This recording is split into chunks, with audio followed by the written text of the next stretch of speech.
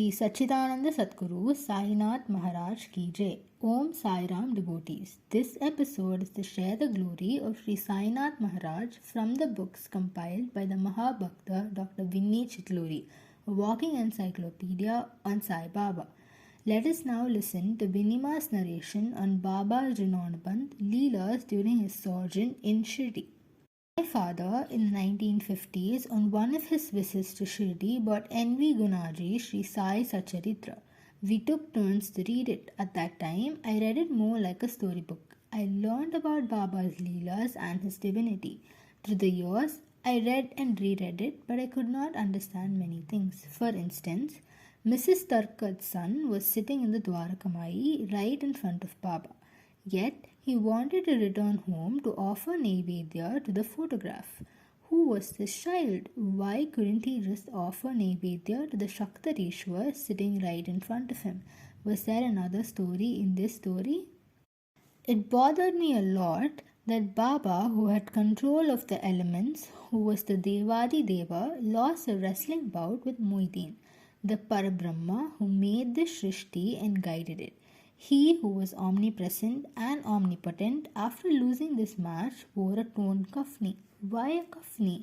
What did this symbolize? Baba, though God Almighty on a personal level, was close to the common man, the rustic villager, the well-educated and the famous devotee. The rich and the poor, the famous and the not so famous flocked to his feet. Was it because of his chamatkars, or was it his equality of vision? Was there something deeper, a Rinanubandh that brought them to Shirdi? They came not knowing what to expect, and they stayed devoted to Baba for the rest of their lives.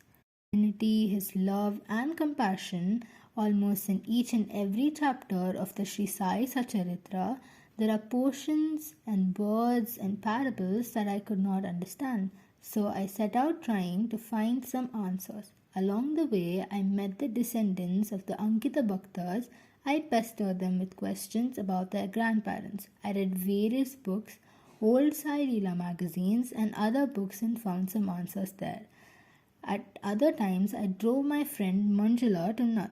I was her to read the Upanishads and the Nirkati and find answers for me. Do anything, read anything, but give me answers with references, I said.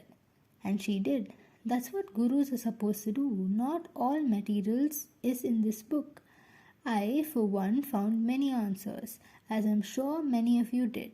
Some I have included, and you may have found other answers too, but at least it is a start.